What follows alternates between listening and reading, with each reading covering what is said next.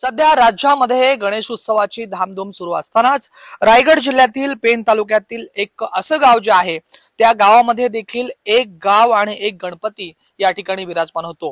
हे रायगड जिल्ह्यातील चिंबोरावाडी हे गाव आहे आणि या ठिकाणी जर आपण पाहिलं तर एक गाव आणि एक गणपती अशी परंपरा या गावामध्ये मागील 22 वर्षापासून आहे।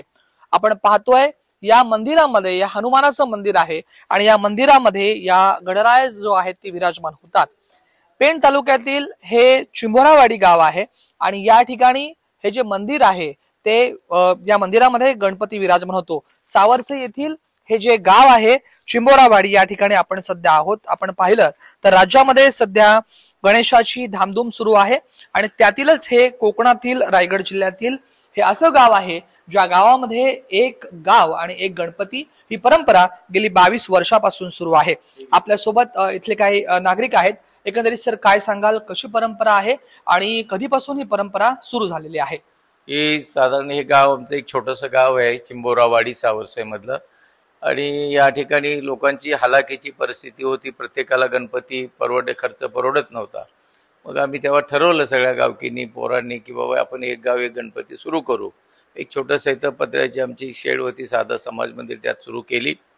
पण त्यानंतर मग हळूहळू हे मंदिर झालं, मग आता मंदिरात आलं।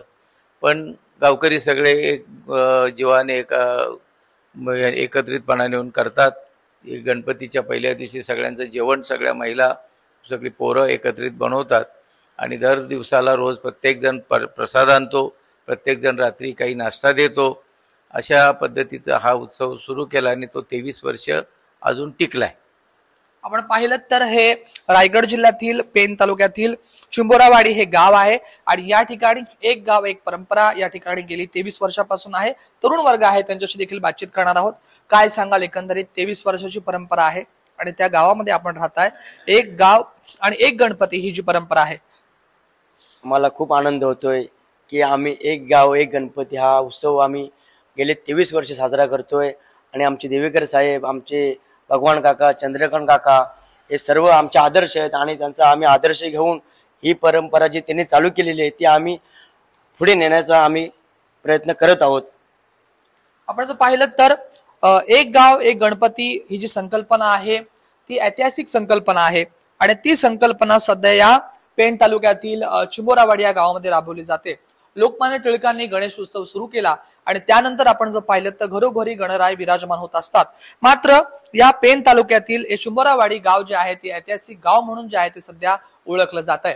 राज वैशंपायन, TV9 मराठी, रायगड।